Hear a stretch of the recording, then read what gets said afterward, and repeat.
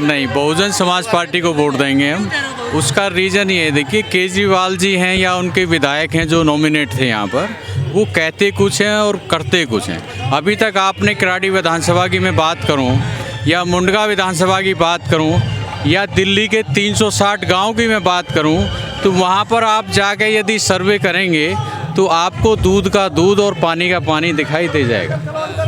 किसी भी आप गांव में ये जाइए। सिंगापुर नहीं बना किराड़ी विधानसभा। नहीं, देखिए क्या होता है, एक जो जुमली नामा बातें जो होती हैं, किराड़ी का विकास क्यों नहीं हुआ? और यहाँ पर जितने भी एमएलए हमारे जीते हैं जो किराड़ी से थे, ऋतुराज जी थे, आप देख लीजिए, कहते कुछ हैं, काम कुछ नहीं हुआ। यहाँ पर बहुत बड़ी दुर्दशा है और यहाँ पर बरसात में तो एक महामारी का रूप ले लिया जाता है बीमारियों में। नाव चलानी पड़ती है यहाँ। बिल्कुल नाव चलानी पड़ती है, बिल्कुल सही बोला है आपने। दिल्ली का हिस्सा नहीं है किराड़ी।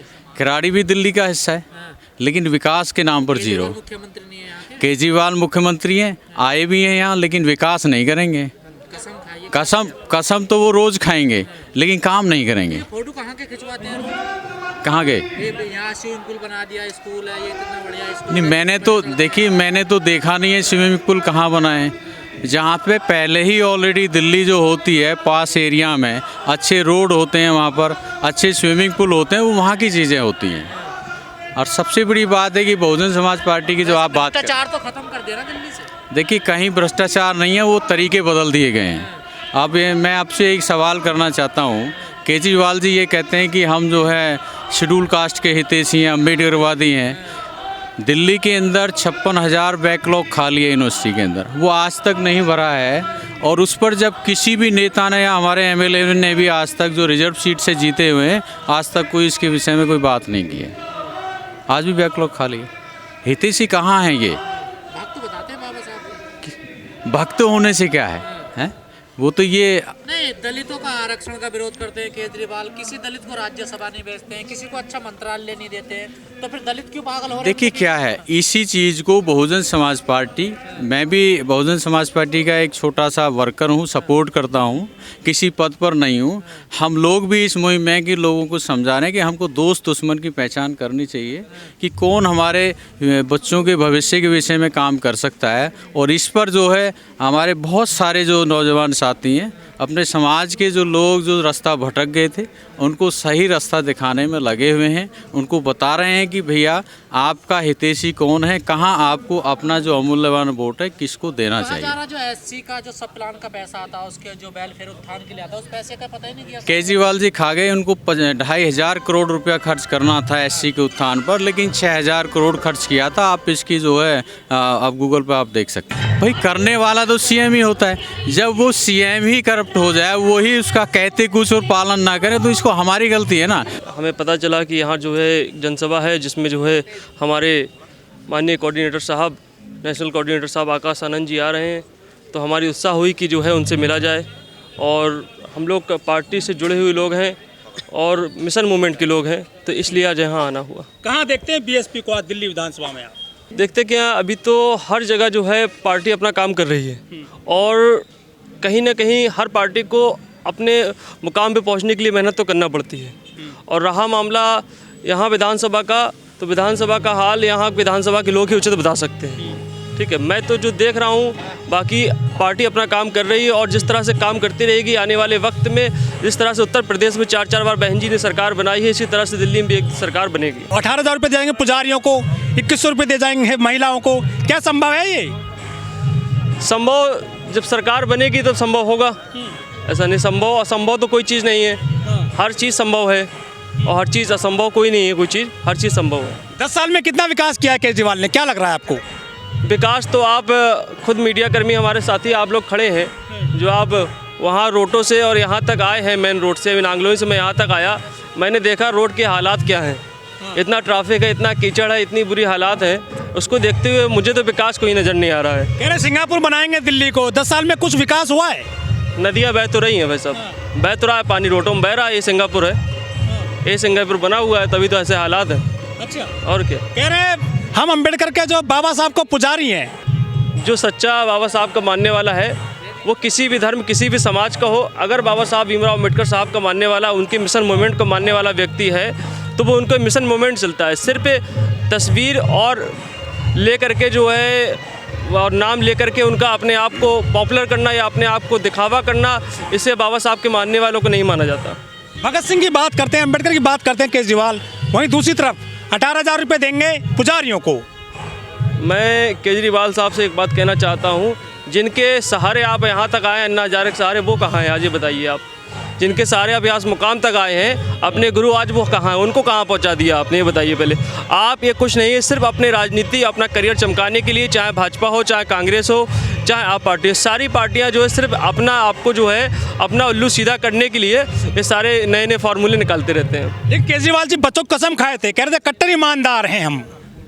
देखिए, ईमानदारी का मामला तो वो तो कोर्ट और जो तमाम मामले हैं सामने हैं आप लोगों के, और जनता सब जानती है, जनता सब जानती है। जेल गए थे, इनके मंत्री जेल गए थे, लेकिन किसी को इन्होंने दलित को सीएम नहीं बनाया अपनी अनुपस्थिति में, अतिशी को ले आए।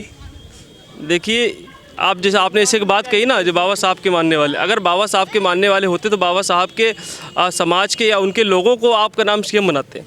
आपकी मानसिकता इसी से जाहिर होती है कि आप किस वर्ग के मानने वाले हैं, आपकी मानसिकता क्या। सिर्फ ये अपने पॉलिटिक्स, अपनी राजनीति चमकाने के लिए इस तरह की बातें करते हैं। पंजाब से लेकर दिल्ली तक इन्होंने किसी भी दलित को राज्यसभा नहीं भेजा। तो आप कुछ समझ सकते हैं ना, अगर भेजना होता इन्हें तो दलित को अगर इतना ही मानते, मिशन मूवमेंट के व्यक्ति होते, बाबा साहब के मिशन मूवमेंट को मानने वाले व्यक्ति होते, या तो मुस्लिम समाज को या तो एससी समाज को मौका देते कहीं ना कहीं। लेकिन 12 विधायक हैं जो आम आदमी पार्टी में जो एससी कोटे से चुने जाते हैं, उनमें से जो है 3 को इन्होंने पार्टी से निकाल दिया। संदीप वाल्मीकि, राजेंद्र पाल गौतम, राजकुमार आनंद। आखिर दलितों के पीछे क्यों पड़े हैं आप जो केजरीवाल हैं? इस संविधान को कहीं ना कहीं जो है तोड़ने मरोड़ने का काम किया जा रहा है। जिस तरीके से शोषण किया जा रहा है, एक शोषण ही एक तरीके से है कि जो विधायकों के साथ अगर ऐसा हो रहा है, समझिए आम जनता के साथ क्या हो रहा होगा। इस देश की जो नेशनल मीडिया है वो बहुजन समाज पार्टी के कितने पक्ष में रहती है, और खैर हमें इस बात से कोई फ़र्क भी नहीं पड़ता। और हमें पता है कि हमारे भैया ने, हमारे नेशनल कोऑर्डिनेटर साहब ने ऐसा कोई बयान नहीं दिया है कोई जो आपत्तिजनक हो। लेकिन निशाना बनाया जा रहा है आकाश आनंद जी को। वो हम तो शुरू से निशान बने हुए हैं। बहन कुमारी मायावती जी, माननीय कांशीराम साहब, बाबा साहब, हमारे जितने महान पुरुष अब तक पैदा हुए हैं, सब इन्होंने निशाना बनाया है। उन निशानों को ही पार करते हुए हम लोग आगे बढ़ते रहेंगे ऐसे ही। अध्यक्ष जी, दिल्ली चुनाव में कोई शीश महल की बात कर रहा है, कोई राजमहल की बात कर रहा है, बेरोजगारी की कोई बात नहीं कर रहा, शिक्षा की कोई बात नहीं कर रहा। उन्हें इसी मुद्दों पे चुनाव होगा अब। इन चीज़ों से उन्हें कोई मतलब नहीं है ना, उनको इस बात से कोई मतलब नहीं है। वो अपने में उनका सब तरह से फिट है, और हमारा जो मुद्दा है वो हमारा यही है, रोज़गार का है और हमारे अपने लोगों की सुरक्षा का है, और मूलभूत सुविधा जो दिल्ली में खासतौर से हमारे लोगों को नहीं मिल पा रही है, ये हमारा मेन मुद्दा है। कोई रिजर्वेशन की कोई बात नहीं कर रहा है, पिछड़ा वर्ग रिजर्वेशन, SC ST माइनॉरिटी का रिजर्वेशन है, उसकी बात नहीं कर रहा है। और कोई भी अंबानी अडानी ऐसे पूंजीवाद थोपता जा रहा है, इस पे क्या कहेंगे आप? भाई, जिनको रिजर्वेशन की जरूरत है वही बात करेंगे ना, जो दबा हुआ है वही निकलने का प्रयास करेगा ना नीचे से। उन्हें रिजर्वेशन से क्या मतलब है, उनका तो ऑलरेडी सक्षम है, वो ठीक है अपने में। तो इसलिए रिजर्वेशन की हम लोग बात करते हैं, रिजर्वेशन हमें चाहिए, हमारे लोगों को चाहिए, जिससे हमारे लोग विकसित हो सके, हमारे लोग की उन्नति कर सकें। 2008 की तरह 14% वोट लगभग यहाँ हो गया है, क्या वो वापसी होगी उसमें बक्सर? प्रयासरत है हम लोग पूरी तरह से, और हमें लग भी रहा है कि बसपा इस समय पहले की अपेक्षा अच्छी प्रयास करेगी और अच्छे वोट परसेंटेज बढ़ेगा, और कहीं को चौंकाने वाले आपको नतीजे मिलेंगे। इतना बड़ा समाज है, पिछड़ा वर्ग समाज है, 52% से भी ज़्यादा है, और उसका रिजर्वेशन पूरे समाज का बहुजन समाज पार्टी ने ही लागू कराया था।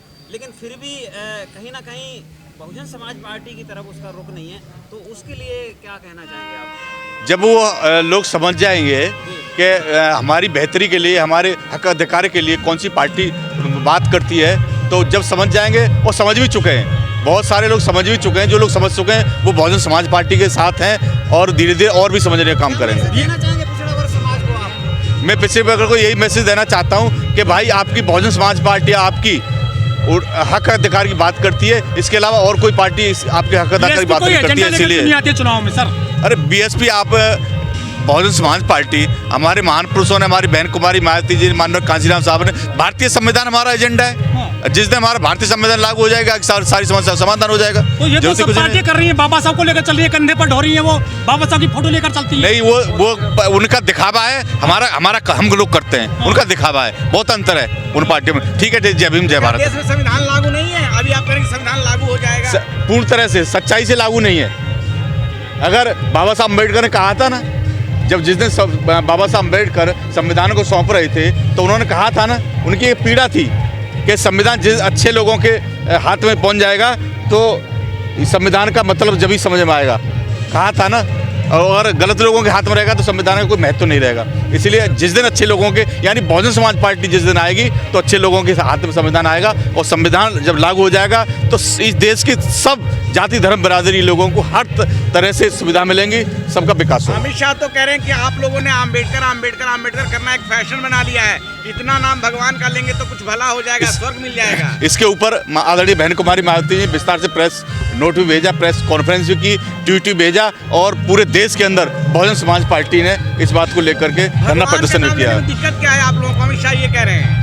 नहीं, वो क्या कह रहे हैं वो अलग बात है, हमें उनसे नहीं, उनके हिसाब से नहीं जाना। ये तो उन्होंने बाबा साहब अम्बेडकर की एक तरह से भरे सदन में सर्वोच्च सदन जो देश का है उसकी उन्होंने बाबा साहब अम्बेडकर को बेइज्जत करने का काम किया है। इसका खामियाजा उनको भुगतना पड़ेगा। हालत दिल्ली चुनाव में फ्री की रेवड़ियां खूब बांटी जा रही हैं, कैसे देख रहे हैं आप क्यों नहीं बांट रहे हैं सर? फ्री की रेवड़ियों से जब आप सरकार बन जाएगी तो ये फ्री की रेवड़ियाँ अपने आप सही हो जाएंगी। ये फ्री की रेवड़ियाँ बेकार की, ये सब झूठे जुमले, कुछ नहीं है।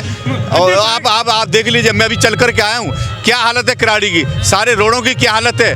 जब फ्री की रेवड़ियाँ बांटते रहोगे तो रोडों को कैसे बनेंगी, हालत खराब है। तो वही कह रहा हूँ, देख लीजिए आप लोग सब, आप पत्रकार महोदय सब देख लीजिएगा क्या हालत है कराड़ी की। अन्य पार्टियां शीश महल की बात करती हैं, गालों की बात करती हैं, लेकिन बीएसपी किस पे चुनाव लड़ेगी सर?